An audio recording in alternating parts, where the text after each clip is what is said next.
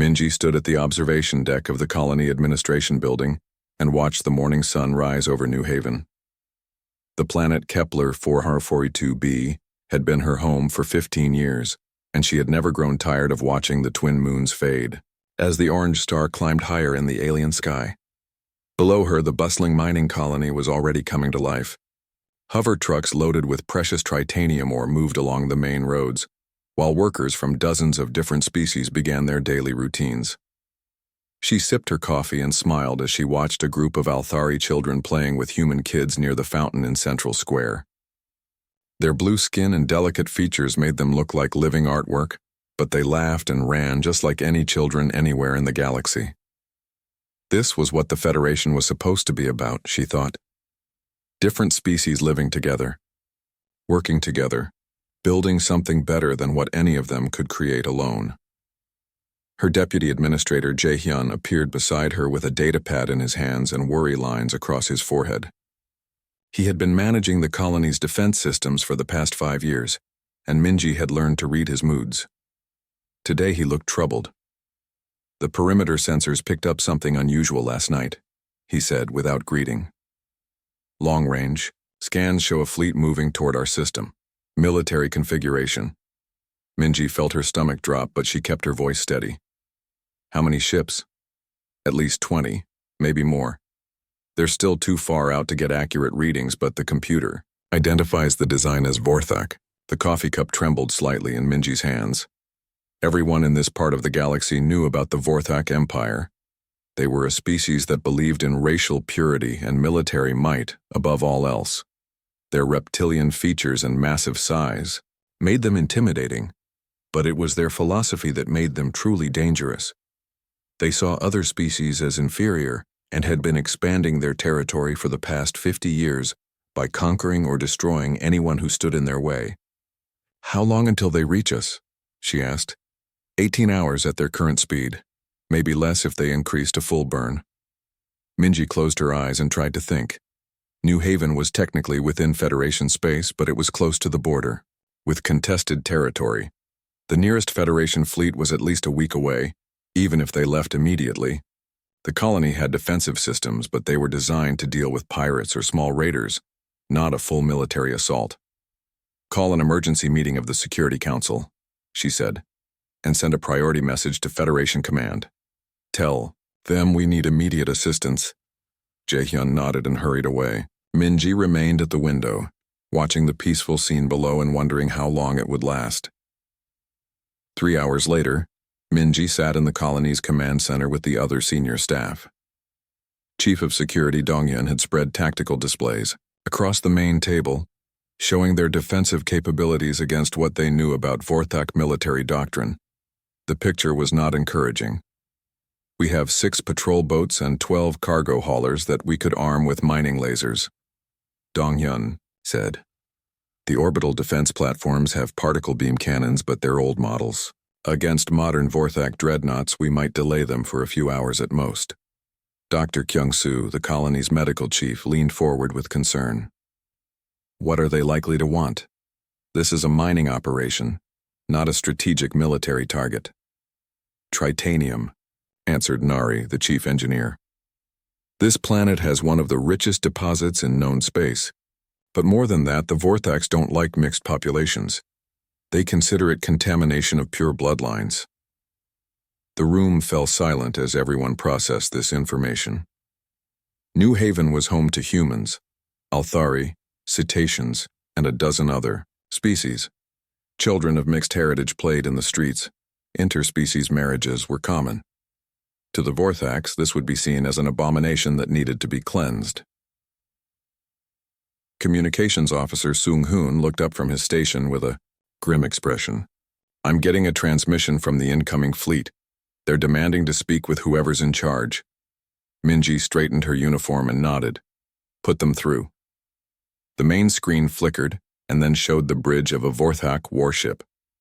The alien commander was massive even by his species standards, with dark green scales and yellow eyes that seemed to burn with hatred. When he spoke, his voice was like gravel being crushed. "I am War Commander Thakris of the Vorthak Third Fleet. This system is now claimed by the Vorthak Empire. You have 72 standard hours to evacuate all non-essential personnel and prepare this world for proper administration.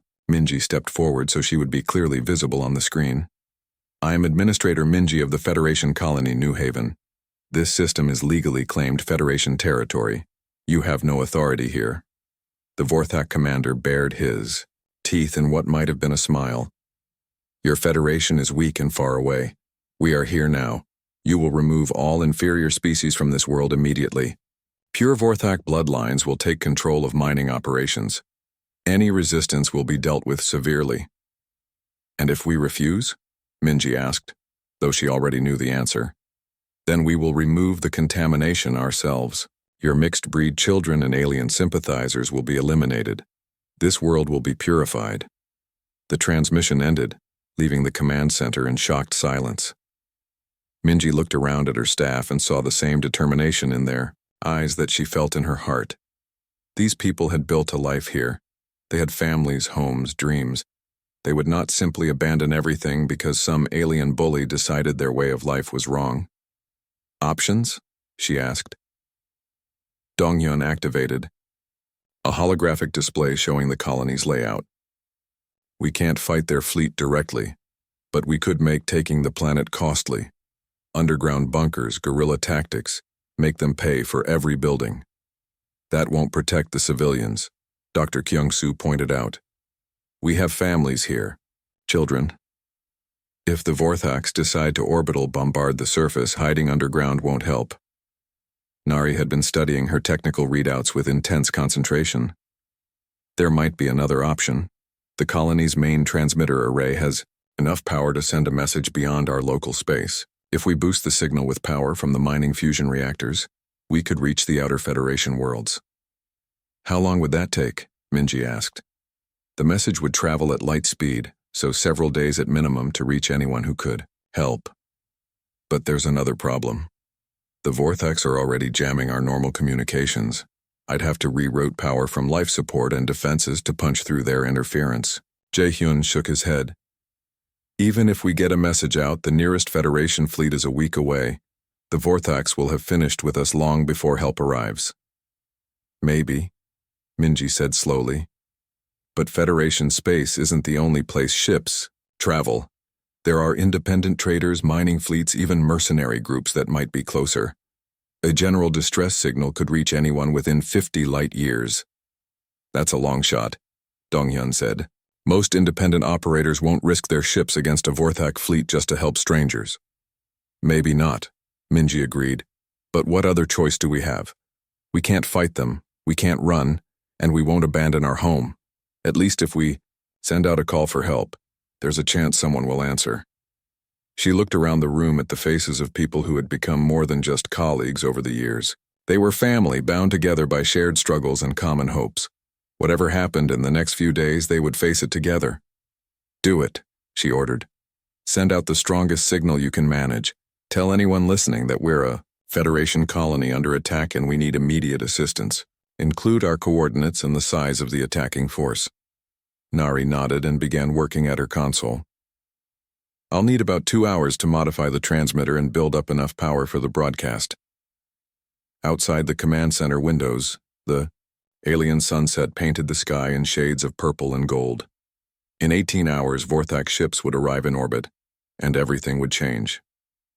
But for now, New Haven was still free, still home to 50,000 beings who refused to give up hope. The distress signal would go out into the void, carrying with it the prayers and desperation of everyone who called this distant world home.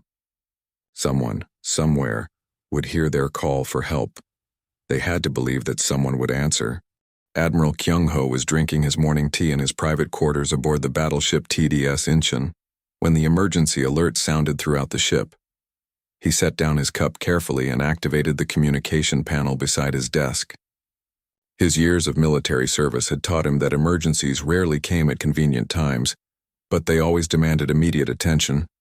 Admiral, we're receiving a priority transmission from the communications array, came the voice of his aide, Lieutenant Min Seo. It's marked as a general distress signal, but the origin point is outside normal Federation patrol routes. I'll be right there, Kyung-ho replied. already reaching for his uniform jacket. As the commanding officer of the 7th Fleet, he had grown accustomed to unusual situations, but something about the urgency in his aide's voice suggested this was different. The bridge of the Incheon hummed with activity as Kyung-ho emerged from the lift. His communications officer, Chief Ji-hoon, looked up from his station with a concerned expression. "Sir, the signal is badly degraded, but we've managed to clean up most of the static. It's definitely a distress call from a Federation colony." "Let me hear it," Kyung-ho ordered. The bridge speakers crackled to life with a transmission that was clearly desperate despite the professional tone of the speaker. "This is Administrator Minji of Federation Colony New Haven on Kepler 442b.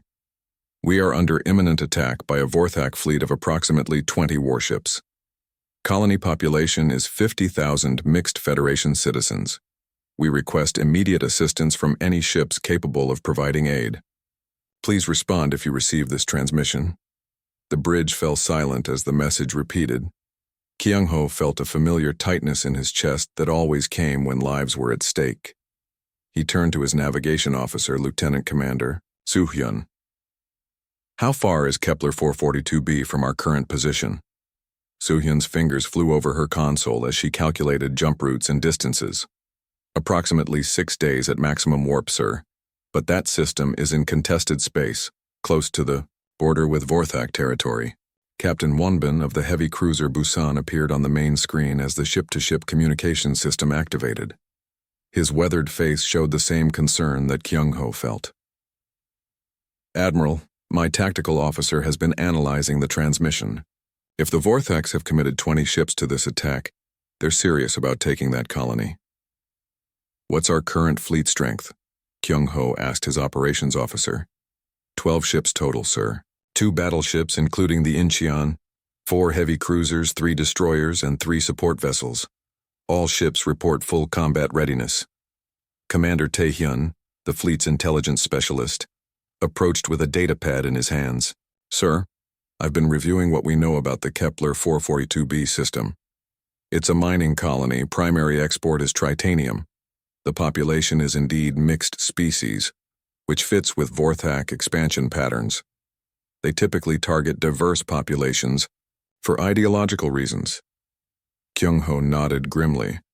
The Vorthak Empire's policy of racial purification was well known throughout the galaxy, and their methods of achieving it were brutal. Any colony with a mixed population would be seen not just as a strategic target, but as an abomination to be cleansed.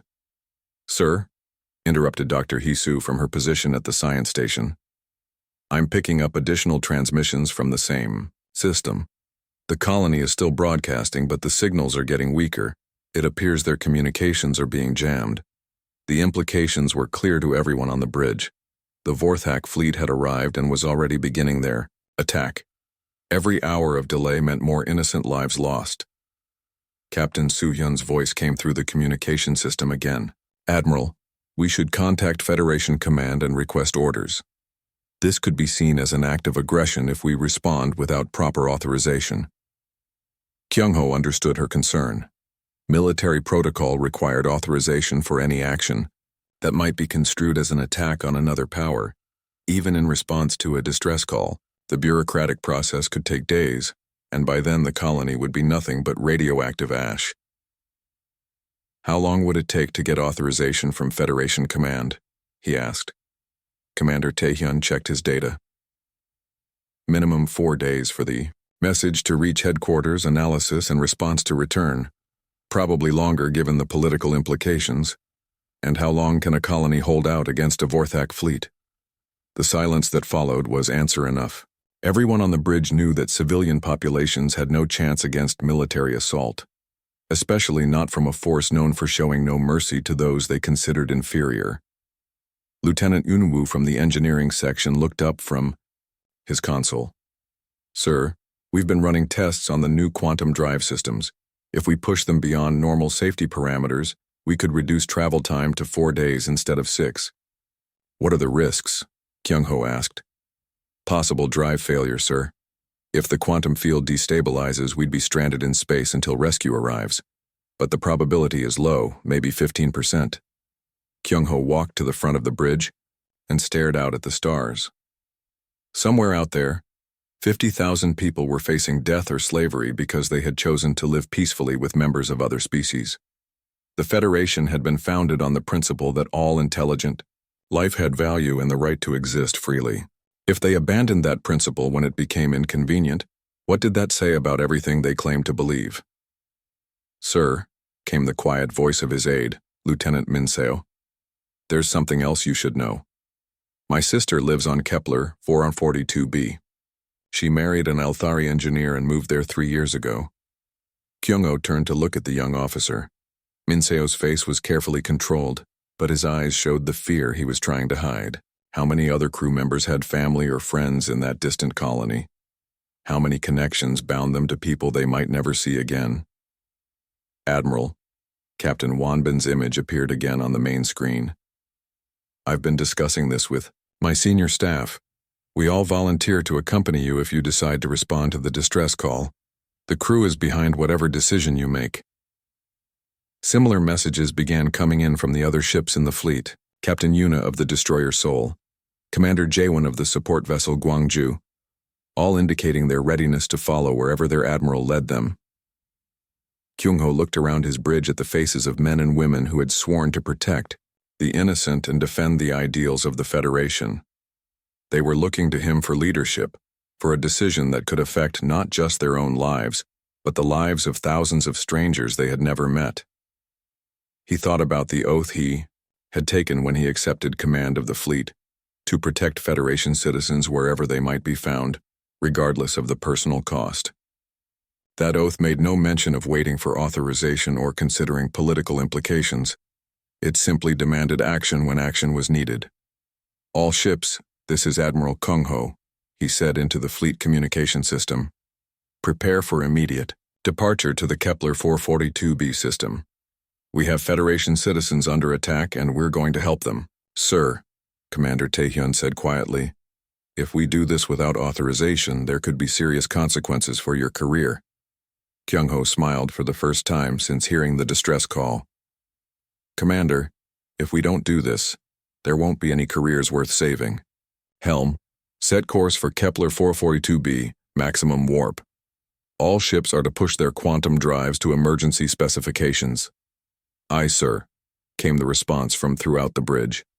As the Incheon and her sister ships prepared to jump into hyperspace, Kyung-ho felt the familiar mixture of fear and determination that came before every battle. They were heading into unknown danger to help people they had never met, risking their ships and their lives on the chance that they could make a difference. But that was what being human meant. When someone called for help, you answered. When the innocent were threatened, you stood up to protect them. When bullies tried to destroy everything good in the galaxy, you fought back with everything you had. The stars stretched into lines of light as the human fleet entered hyperspace, racing toward a distant world where 50,000 people waited for salvation. They were coming, though the colonists would never know it until the moment human ships dropped out of hyperspace and changed everything. In 4 days, the Vorthax would discover what happened when they threatened people under human protection. They would learn that humanity had been watching and preparing, and that some lines should never be crossed. The fleet jumped, carrying with it the hopes of everyone who believed that the strong had a duty to protect the weak, and that no one should face extinction alone. The human fleet dropped out of hyperspace at the edge of the Kepler 442b system, like avenging angels emerging from the void. Admiral Kyung-ho stood on the bridge of the Incheon and felt his blood turn to ice as the tactical displays showed what the Vorthax had been doing while the human ships raced through space to reach them. "My God," whispered Lieutenant Commander Soo-hyun from her position at the navigation console. The main screen showed the colony world surrounded by the dark shapes of Vorthax warships, their hulls gleaming like black metal in the light of the system's orange star. But it was what lay scattered between the ships that made everyone on the bridge fall silent. Debris fields marked the locations where civilian evacuation craft had been destroyed. The twisted remains of cargo ships and passenger transports drifted, in cold space, their hulls torn open by weapons fire. Dr. Haisu's sensors counted the wreckage of at least 30 ships, each one representing hundreds of lives snuffed out for no reason other than the entertainment of alien predators. "They're hunting them," said Commander Taehyun, his voice tight with controlled rage. "The Vorthax are treating the evacuation ships like prey animals. They're letting them get close to the system edge, then destroying them for sport." Communications Officer Ji-hoon looked up from his station with disgust written across his face. "Sir, I'm intercepting Vorthak transmissions. They're betting on which ship will last longest before exploding. They're laughing about it." Admiral Kyung-ho felt something cold and hard settle in his chest as he watched another evacuation ship die on the tactical display. Its engines failed first, leaving it drifting helplessly while Vorthak fighters circled like vultures. Then the alien weapons opened fire, and another few hundred innocent people became nothing more than expanding gas and twisted metal. "Fleet, status report," he ordered. "All ships operational and ready for combat," reported Captain Wanbin from the Busan. "Weapon systems charged, shields at maximum. We're ready to engage on your command." "Sir," interrupted Dr. Haisu from her science station, "I'm detecting massive energy readings from the planet's surface. The Vorthax have begun orbital bombardment of the civilian areas. The colony's defensive platforms are trying to respond, but they're heavily outgunned." The tactical display shifted to show the surface of Kepler 442b.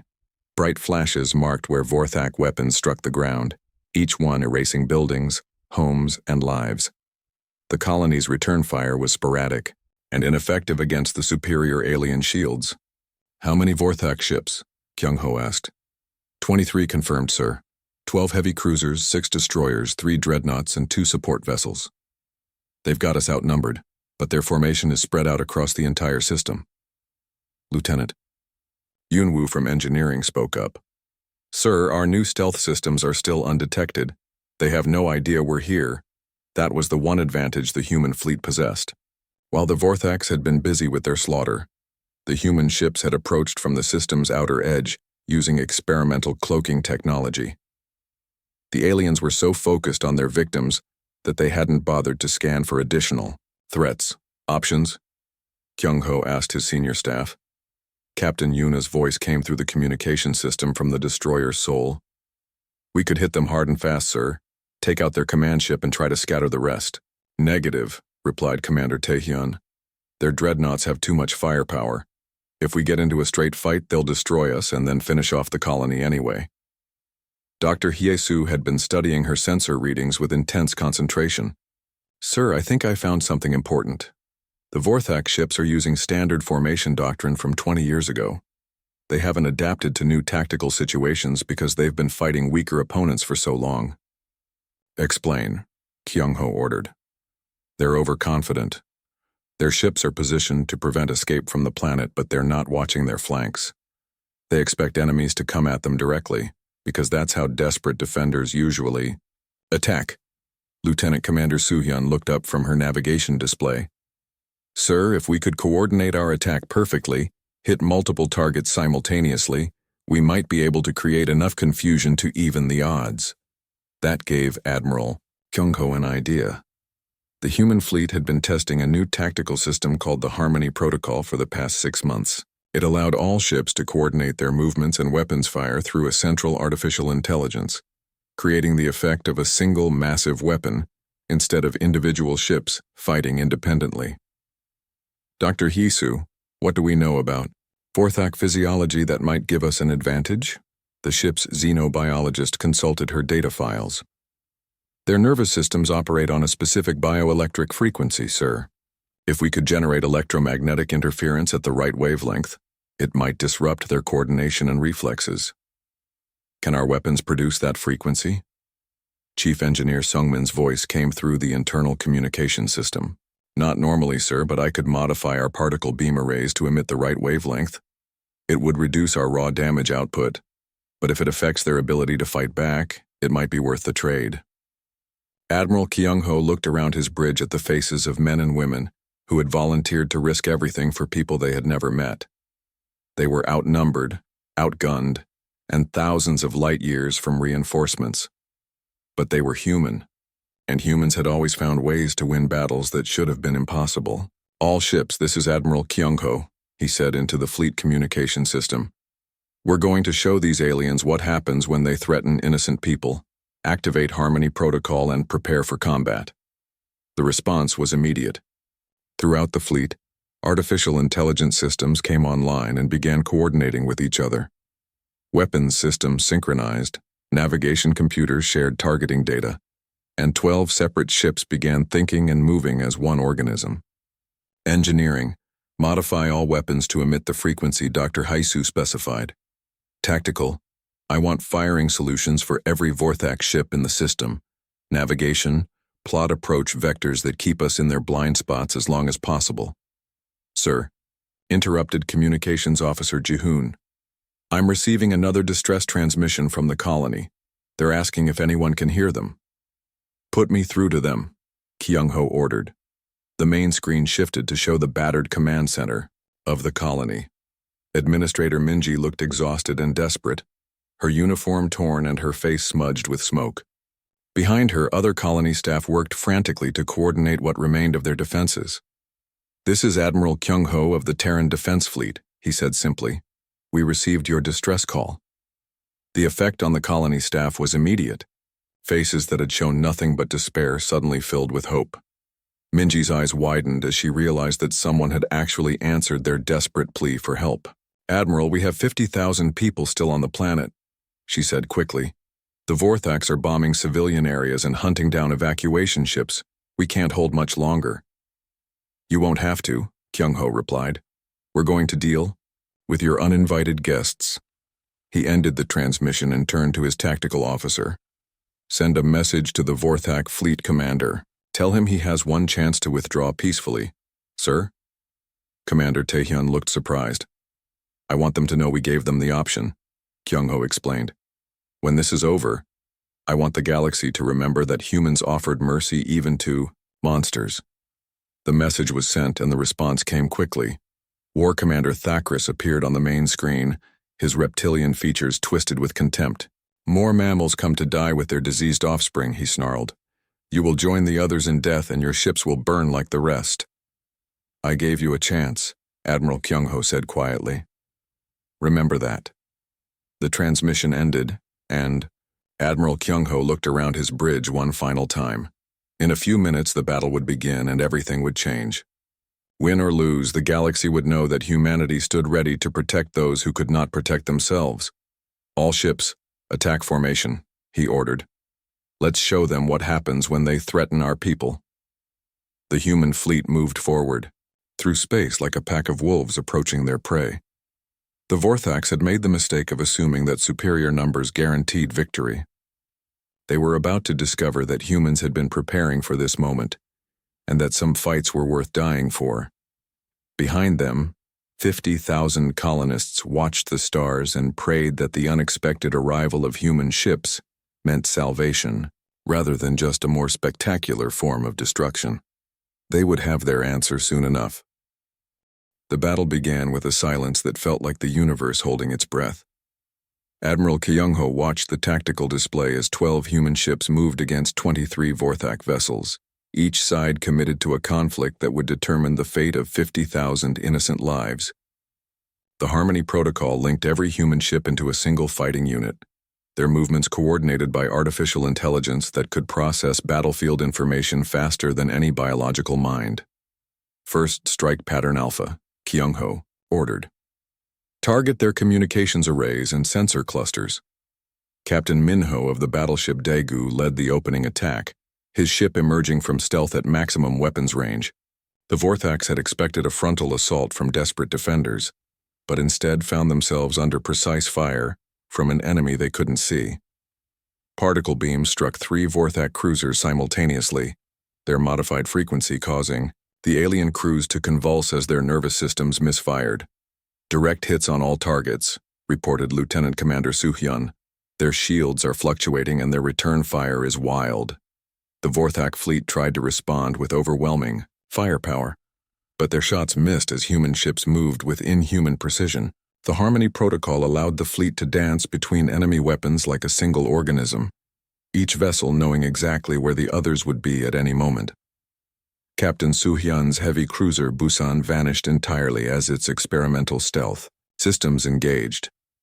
The Vorthax found themselves firing at ghosts while real threats approached from unexpected angles. Commander Jiwoo, piloting the prototype fighter Falcon 7, demonstrated the adaptability that made humans such dangerous opponents. Conventional weapons aren't penetrating their armor effectively, she reported over the communication system, switching to improvised tactics. What happened next would be studied in military academies for decades. Jiwoo directed her fighters, mining laser array, originally designed for cutting through asteroid rock against the joint sections of Vorthax ship hulls. The industrial equipment carved through military armor like butter, proving that human ingenuity could turn any tool into a weapon.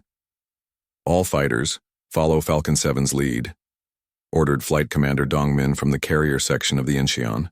Use mining lasers against hull joints and engine mountings. The battle took on a surreal quality as human mining equipment outperformed dedicated military weapons. Vorthax ships that had seemed invulnerable moments before found their armor being methodically dissected by tools designed for peaceful purposes. War Commander Thackrus appeared on the communication screen, his reptilian features contorted with rage. Impossible. Your inferior technology cannot defeat Vorthax military might. You're right. Admiral Kyung-ho replied calmly. Our technology isn't defeating you. Our adaptability is. Dr. Hisu's modifications to the human weapons were proving devastatingly effective. The electromagnetic frequency that disrupted Vorthax nervous systems turned their superior reflexes into a liability. Alien gunners who could normally track fast-moving targets found themselves firing at empty space as their own biology betrayed them. Their formation is breaking apart, reported Commander Taehyun from his intelligence station. The lead ships are trying to retreat, but the rear guard is still attacking. They're getting in each other's way. The Vorthax had grown complacent after centuries of fighting weaker opponents. Their commanders expected enemies to break and run when faced with superior firepower, not to adapt and overcome through cleverness and determination. The concept of turning industrial equipment into weapons was so foreign to their military doctrine that they had no countermeasures. Chief Engineer Seungmin's voice came through the communication system with excitement. Admiral, the frequency. Modifications are working better than expected. I'm detecting massive neural feedback in their command crew. They're having trouble coordinating their ships. Captain Yuna, of the destroyer Seoul, pressed the advantage, her ship darting between two Vorthax dreadnoughts like a minnow swimming between whales. Her weapons targeted the communication arrays that linked the alien ships, further disrupting their ability to work together. This is how humans fight, Admiral Kyung-ho said to his bridge crew. Not with overwhelming force, but with intelligence, adaptation, and the willingness to try things that no sane military doctrine would approve. The tide of battle turned when the Vorthax command ship, a massive dreadnought that served as War Commander Thackrus's flagship, began to ram toward the colony planet. Its weapon systems had been damaged, but it still carried enough firepower to sterilize the surface and kill everyone below. He's going to crash into the colony, warned Dr. Hisu. At that velocity, the impact will destroy everything within 1,000 kilometers. Without hesitation, Admiral Kyung-ho made a decision that would echo through military history. Helm intercept course, all power to forward shields. Sir, we can't stop a ship that size, protested Lieutenant Commander Soo-hyun. The mass differential is too great. We don't have to stop it, Kyung-ho replied. We just have to redirect it. The Incheon accelerated toward the massive Vorthax dreadnought, her experimental armor plating glowing with energy as every system focused on the forward shields. The collision should have destroyed both ships, but human engineering had created something the aliens didn't expect. Armor that could absorb and redistribute kinetic energy instead of simply resisting it. The impact sent shock waves through both vessels, but the Incheon's adaptive plating held. More importantly, the collision changed the dreadnought's trajectory just enough to send it past the planet instead of into it. War Commander Thackrus's final desperate gambit had failed. Damage. Report, Admiral Kyung-ho called out as emergency lights flickered across the bridge. Forward sections heavily damaged, but the ship is intact, reported Chief Engineer Seungmin. We'll need major repairs, but we're still operational. The rest of the human fleet had used the distraction to finish off the remaining Vorthak ships. Without their command vessel and with their communications disrupted, the alien forces fell apart. Some ships tried to flee. Others fought to the last, but none escaped the precisely coordinated attack of the human fleet. Final count, reported Commander Taehyun. 21 Vorthak ships destroyed, 2 captured with crews intact. Human losses. Minor damage to 4 ships, no fatalities. The bridge erupted in cheers, but Admiral Kyung-ho remained focused on the tactical display. What about the colony? Dr. Haisu checked her sensors. All Vorthak ground forces have been eliminated or surrendered. The orbital bombardment has stopped. Colony Administrator Minji is requesting communication. The main screen showed the colony, command center, where Administrator Minji and her staff looked like they couldn't quite believe what had happened. Behind them, other colonists were emerging from underground shelters to see the wreckage of the Vorthak fleet scattered across their sky. Admiral, Minji said, her voice shaking with emotion. I don't know how to thank you. You saved 50,000 lives today. We were just doing our job, Kyung-ho replied. Protecting Federation citizens is what we swore to do. But this isn't even Federation space anymore, pointed out Chief of Security Dong-hyun. You had no obligation to help us. Admiral Kyung-ho looked around his damaged bridge at the faces of men and women who had risked everything for people they had never met. Yes, we did. Being human means you help when someone asks for it. You stand up to bullies even when it's dangerous. You protect the innocent even when it costs you everything. Captain Wanbin appeared on the communication screen from his ship. Admiral, we're receiving surrender offers from Vorthak ships throughout this sector. Word of the battle is already spreading. They're calling for negotiations. Let them negotiate with the Federation Council, Admiral Kyung-ho replied. Our job here is done. As the human fleet began rescue operations and the colonists started to rebuild their shattered world, news of the battle spread across the galaxy at light speed. The Vorthak Empire, which had seemed invincible for decades, had been defeated by a smaller human fleet using modified mining equipment and tactical innovations that defied conventional wisdom. More importantly, the galaxy had learned something new about humanity. They were not just another species seeking power and territory. They were guardians who would cross the void to protect strangers, who would risk their lives for people they had never met, who would turn their tools of peace into weapons of liberation when justice demanded it. The battle was over, but its consequences would reshape galactic politics for generations to come. Humanity had announced its presence not with conquest or intimidation, but with an act of heroism that reminded everyone what the Federation was supposed to represent. In the wreckage of the Vorthak fleet, floating among the stars above a world that still lived and breathed, lay proof that sometimes the good guys really do win. Sometimes the cavalry arrives just in time. Sometimes someone hears your distress call and decides that you're worth saving. The human fleet had answered when strangers called for help and the galaxy would never be the same. 3 weeks after the Battle of Kepler 442b, Admiral Kyung-ho found himself standing before the full assembly of the Galactic Federation Council on the capital world of SciFiPrime. The massive chamber buzzed with the voices of representatives from hundreds of species, all discussing the event that had sent shockwaves throughout known space. The defeat of a Vorthak fleet by a smaller human force had changed everything, and everyone wanted to understand what it meant for the future of galactic politics. Chief Medical Officer Sun Woo had finished treating the last of the wounded colonists, while Engineer Yunbi had helped restore the colony's infrastructure to full operation. New Haven was rebuilding, stronger than before. But the real changes were happening here in the halls of power, where species that had never paid attention to humanity were suddenly very interested in what humans might do next. The chair recognizes Admiral Kyung-ho of the Terran Defense Fleet, announced Councillor Veylan, the elderly Althari who served as the current Federation president. Her blue skin seemed to shimmer under the chamber's lights as she gestured for Kyung-ho to address the assembly. Admiral Kyung-ho walked to the center of the chamber, where a holographic display showed tactical recordings from the battle. Around him, hundreds of alien faces watched with expressions ranging from admiration to fear to outright hostility. He had expected this reaction. Humans had just proven they could defeat one of the galaxy's most feared military powers, and that made some people very nervous. "Honored representatives," he began, his voice carrying clearly through the chamber's translation systems. "I stand before you not as a conqueror, but as someone who answered a distress call. The human fleet acted to protect Federation citizens who were under attack. Nothing more, nothing less." Counselor Zefek of the Krillian Trade Federation leaned forward in his seat, his insectoid features clicking with agitation. "Admiral, your forces destroyed an entire Vorthak battle group using weapons and tactics that violate several interstellar warfare conventions. How do you justify such excessive force?"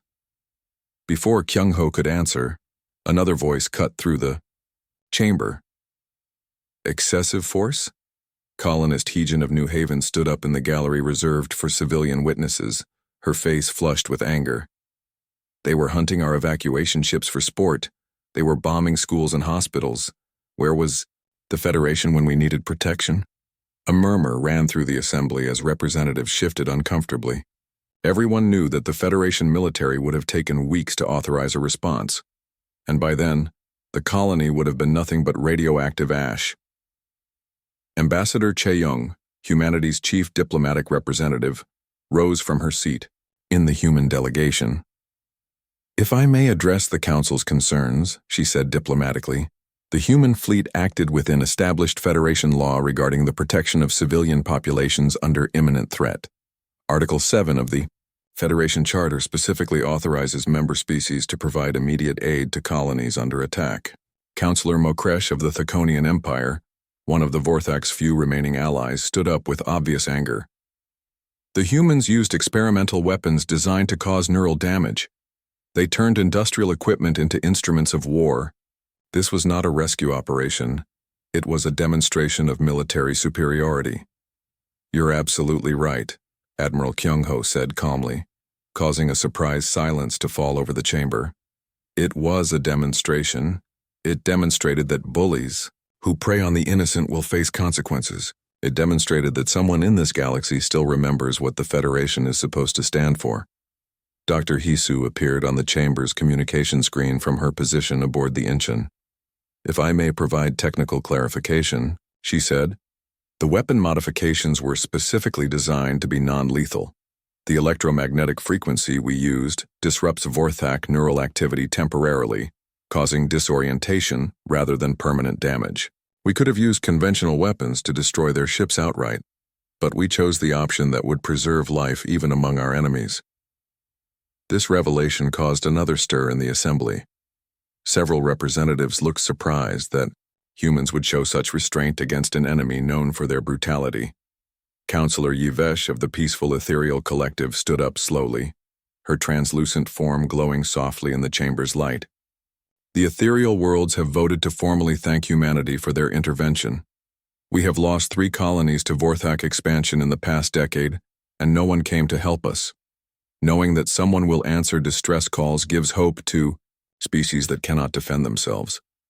"The Centauran Republic seconds that motion," added Counselor Brennan, one of the few other human representatives in the Federation. "What we witnessed at Kepler 442b was not aggression, but the finest tradition of interstellar cooperation." The debate continued for hours, with some species praising human intervention, while others worried about the implications of humanity's unexpected military capabilities.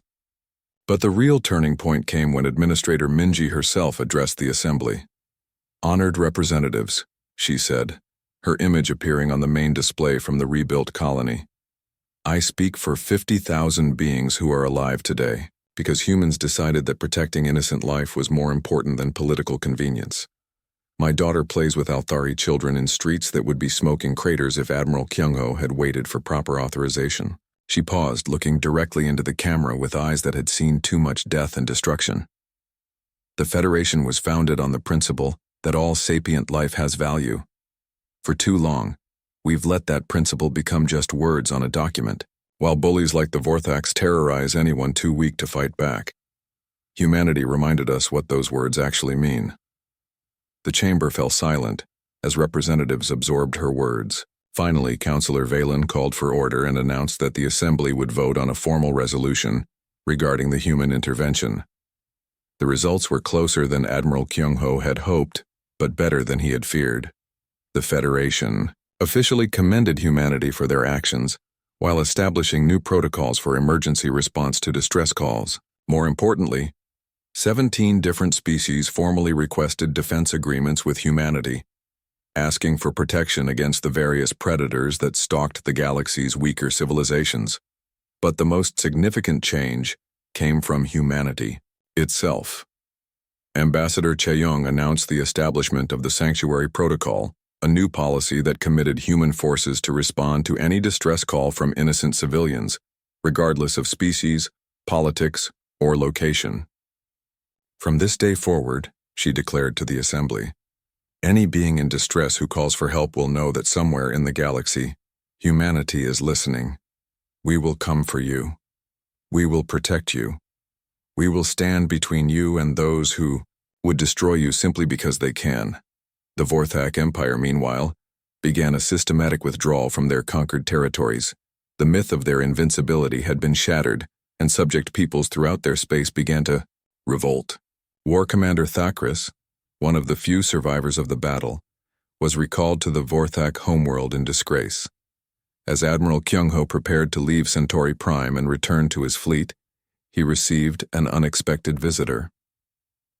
Counselor Veylan approached him in the diplomatic quarter, her ancient eyes showing a wisdom that came from centuries of political experience. You know what you've done, don't you? She asked quietly. You've changed the balance of power in the galaxy. There will be consequences. I know, Admiral Kyung-ho replied. But some things are more important than maintaining the status quo. Those colonists didn't deserve to die just because helping them was inconvenient. The elderly Althari smiled, an expression that transformed her delicate features. That's exactly why the galaxy needs humanity. You remind us what we're supposed to be fighting for. 6 months later, the first ships bearing the emblem of the Sanctuary Protocol began their patrols along the galaxy's frontier regions. They were not warships in the traditional sense, but rescue vessels equipped with the best human technology and crewed by volunteers from dozens of species. Their mission was simple: listen for distress calls and respond with whatever force was necessary to protect the innocent. The galaxy's predators learned to fear the sight of human ships dropping out of hyperspace. Pirates, slavers, and military bullies discovered that their victims might have powerful friends they had never expected. The strong could no longer prey on the weak with impunity, knowing that somewhere in the void, someone was watching and waiting to intervene. On New Haven, children played in parks that had been rebuilt from rubble. Adults from a dozen species worked together in mines and factories, building a future that the Vorthaks had tried to destroy. In the center of the colony's main square stood a memorial to the battle, with a simple inscription that captured everything humanity had tried to accomplish. They sent a distress signal and someone answered. The memorial served as a reminder that in a galaxy full of darkness and cruelty, there were still those who would risk everything to protect strangers. There were still those who believed that every life had value regardless of species or origin.